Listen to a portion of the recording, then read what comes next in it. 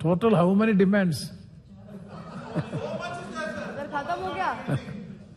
Yeah, please. Sir, I rise to speak on the current railway budget. Indian Railways is the second largest transport in Asia. There are 13,453 passenger trains carrying 2.3 crore passengers and 9,141 freight trains carrying 30 lakh tons of goods plying through, 7,349 stations daily, it is as per the government statistics. Such a huge system working in the country may be called as the lifeline of India. But, sir, it is a matter of great regret that the fare of railway tickets have increased at every budgetary proposal of the present government.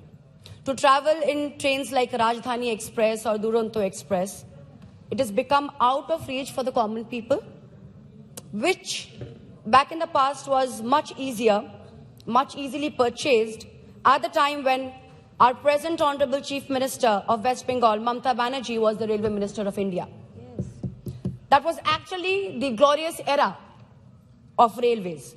It was a feeling that the railways function together like a railway family.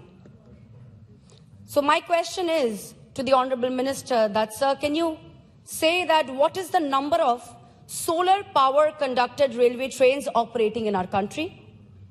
On July 14, 2017, India's first solar power vehicle was operating at Safdarjung Railway Station, New Delhi. Solar power train can save us from the huge pollution and from all the thick black smoke that we get from diesel engines. So my proposal to the Railway Minister is that main thrust is to be given on modernization and the safety of passengers. New bullet trains corridors were assured. But, sir, what is the result? Is bullet train that we see in Japan possible to run in our country? Because our soil is not fit for such type of trains to operate.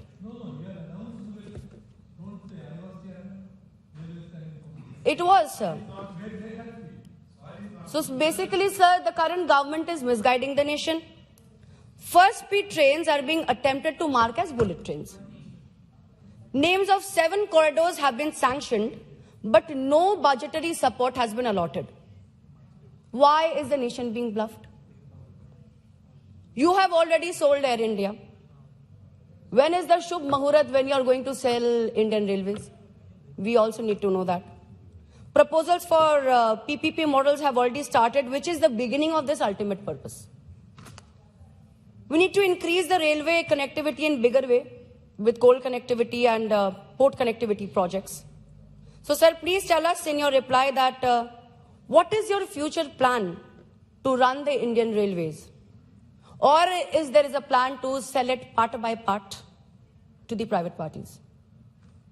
I had already in this house mentioned that this government is in a mood to sell all the public sectors, even if they are profit-making sectors.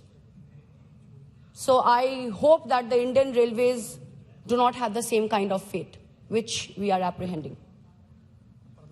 Reform railways to make it more efficient, greener, and modern, which will translate into cheaper, safer, assured mode of transport for our common man. The trains are not running on time. There's a huge delay, which is causing trouble to the common passengers. Cleanliness of the toilet is very, very important. These are very small things. But in how many trains bio toilets have been set up by the railway compartments? I would also request my other fellow MP colleagues that with your sufficient money that we get from the MP funds, why can't we allot the same, a small amount of money to increase the seating arrangements in our respective constituencies? Here in Bengal, we MPs, we do that. I have done that. A lot of people have done that.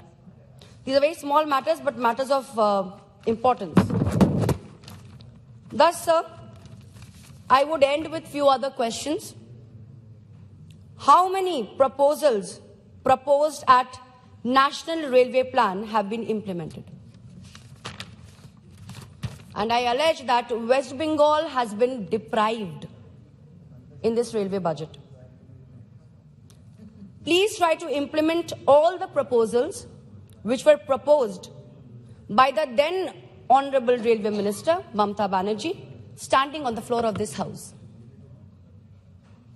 And last but not the least, I want to ask that how far it is true that 1 lakh Group D, including gangman, more than 30,000 Group C vacancies exist or they don't? If so, then when will the vacancies be filled? Because in our country, the hungry, unemployed youth are actually fighting. Yes, sir. I mean, that expression is lovely, but they are actually fighting. There is no employment here. We are struggling. And it is not me saying, the research says so. So, with so much hunger in this country, what is your government doing about it? And coming back, humbly I would say that we are all in favor of the railways, and we want to see that it is being run smoothly, with comfort, with thinking of security for the people and for the passengers at tolerable costs so that everybody can avail. Thus, myself and my party does not support this budget. Thank you, sir. Thank you. Shri Arun Savji.